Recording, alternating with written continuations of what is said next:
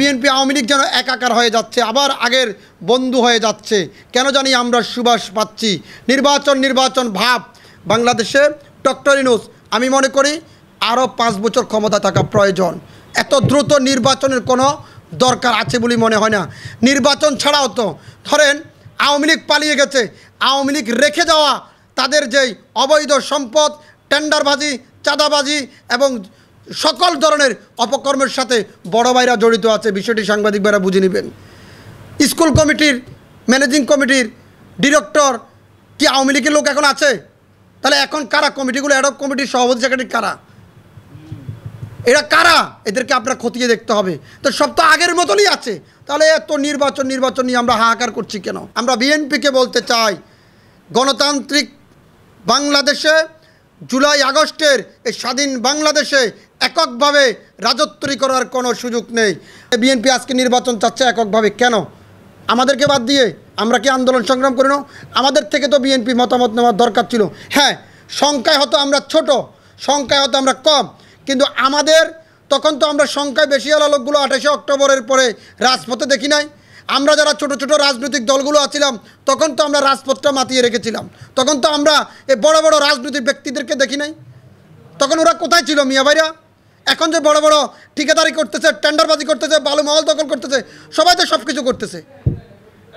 আপনাকে একটা সত্য কথা বলি, গত পরশু আমার ফেনী বাড়ি বালুমহল টেন্ডার দিয়েছে 24 লক্ষ টাকার ইজারা, 2 কোটি 2 লক্ষ টাকা আপনার ইজারা নিয়েছে। কে নিয়েছে?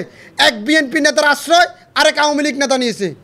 এক বিএনপি নেতা আশ্রয়, আরেক আওয়ামী লীগ নেতা নিয়েছে। অর্থাৎ সেখানকার সাবেক ওয়ার্ড কাউন্সিলর মাহফুজের আশ্রয়, আমার কাছে রেকর্ড আছে, মাহফুজের আশ্রয় আওয়ামী লীগ ইজারা মেরেছে। 24 লাখ টাকার ইজারা 2.5 কোটি টাকাতে গিয়েছে।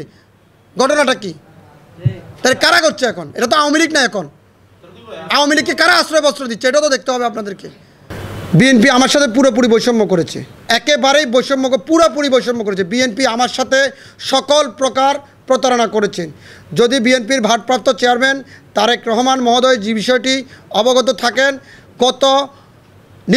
গত সরকারের আমলে সবচেয়ে নির্যাতিত জনতার অধিকার পার্টির দলটি এবং দলের নেতাকর্মীরা, এবং সেই দলের আমি কয়েকবারই জেলে গিয়েছি, কিন্তু সেটির কোনো ধরনের মূল্যায়ন পাইনি। এবং 5 তারিখের পরে জাতীয়তাবাদী সমমনা জোটের আপনার ভিতরে কয়েকটি দল তৈরি করা হয়েছে। 5 তারিখের পরে তৈরি করে এদেরকে দিয়ে বিএনপি মিটিং করছে। যারা গত 17 বছর কোনো ধরনের আন্দোলন সংগ্রামে তাদের পাঞ্জাবিতে কোনো ধরনের ময়লা লাগেনি, পুলিশের নাম শুনলে তারা রাজপথে নামেনি। ছবি একটা ব্যানার নামে তুলে এটা ফেসবুকে দিয়ে দিছে, গ্রুপে আসছে। আর আমরা সরাসরি আন্দোলন সংগ্রাম করে আমাদের সঠিক মূল্যায়ন করতে ব্যর্থ হয়েছি। বর্তমান অন্তর্বর্তীকালীন সরকারের যিনি উপদেষ্টা আছেন, আমি মনে করি, বিশ্বাস করি, যিনি জুন এবং ডিসেম্বরে নির্বাচনের যে প্রক্রিয়া করেছেন, ডিসেম্বর জুনে তফসিল করবেন, এবং আমরা চাই উনি বেশ কিছুদিন ক্ষমতায় থাকুক, দেশের সকল সংস্কার করে বাংলাদেশের মাটিতে একটা জিনিস আপনাকে বুঝে সংস্কার কি। যদি বাংলাদেশের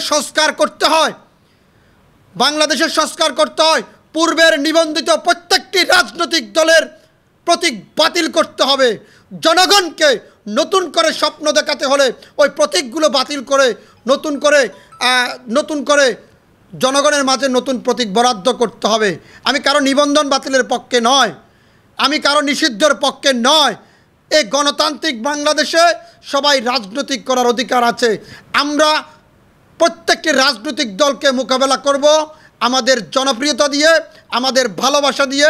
আমাদের মন যদি নিষিদ্ধ করার মানে হচ্ছে আপনি ক্ষমতায় আছেন, একটি মানুষ বিপদে পড়ছে, তাকে আপনি ছুটে ফেলে দিয়েছেন। কিন্তু না, আমরা ভোটের মাধ্যমে, গণতন্ত্রের মাধ্যমে, অগ্রাধিকার ভিত্তিতে আমরা তাদেরকে পিছনে ফেলবো এবং তাদেরকে মন থেকে নিষিদ্ধ করব। আইনগত না, আজকে আমাকে করবেন, কালকে আপনাকে করব।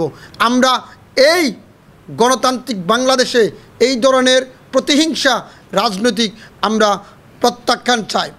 আরেকটি নিবন্ধনের বিষয় আসি। গত সরকারের আমলে নিবন্ধন করেছি, হাইকোর্টে আমরা রিট করেছি, রিটটা আমার চলমান রয়েছে।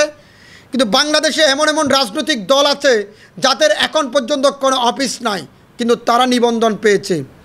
আমি বিশ্বাস করি বাংলাদেশে আপনারা বিষয়টি কোট করা দরকার, কোট করবেন। বাংলাদেশে যতগুলো রাজনৈতিক দল, অর্ধ শতাধিক রাজনৈতিক দল আছে যাদের নিবন্ধিত, সেই নিবন্ধিত রাজনৈতিক দলগুলো নির্বাচনকালীন যখন সময় আসে তখন বড় বড় রাজনৈতিক দলের ব্যানারে তাদের নিবন্ধন বা তাদের প্রতীকবাদ দিয়ে তারা নির্বাচনে অংশগ্রহণ করেন। সেই সমস্ত রাজনৈতিক দলের নিবন্ধন অতি শীঘ্রই বাতিল করতে হবে। যারা গত সরকারের আমলে নিবন্ধন থাকা সত্ত্বেও অন্য প্রতীকে নির্বাচন করছেন, তাহলে আপনি যদি অন্য প্রতীকে নির্বাচন করেন তাহলে আপনি নিবন্ধনটা কেন নিয়েছিলেন? কেন নিবন্ধনটা নিয়েছিলেন? কেন আবেদন করেছিলেন? যেহেতু আপনি অন্য প্রতীকে নির্বাচন করবেন, সেই সমস্ত দলগুলোকে খুঁজে বের করে নতুন দলকে নিবন্ধন দিতে হবে, সেই সমস্ত দলগুলোকে নিবন্ধন বাতিল করতে হবে। যদি নিবন্ধন যদি আপনি বাতিল না করেন, দেশে যারা গণতান্ত্রিক বাংলাদেশে 17 বছর জেল জুলুম হামলা মামলার শিকার হয়েছে তাদের রক্তক্ষরণ হবে। বাংলাদেশে ডক্টর ইউনূস আমি মনে করি আরও 5 বছর ক্ষমতা থাকা প্রয়োজন। এত দ্রুত নির্বাচনের কোনো দরকার আছে বলে মনে হয় না। নির্বাচন ছাড়াও তো ধরেন আওয়ামী লীগ পালিয়ে গেছে, আওয়ামী লীগ রেখে যাওয়া তাদের যেই অবৈধ সম্পদ, টেন্ডারবাজি, চাঁদাবাজি এবং সকল ধরনের অপকর্মের সাথে বড় ভাইরা জড়িত আছে। বিষয়টি সাংবাদিক ভাইরা বুঝে নেবেন। স্কুল কমিটির ম্যানেজিং কমিটির ডিরেক্টর কি আওয়ামী লীগের লোক এখন আছে? তাহলে এখন কারা কমিটিগুলো, অ্যাডহক কমিটির সভাপতি সেক্রেটারি কারা?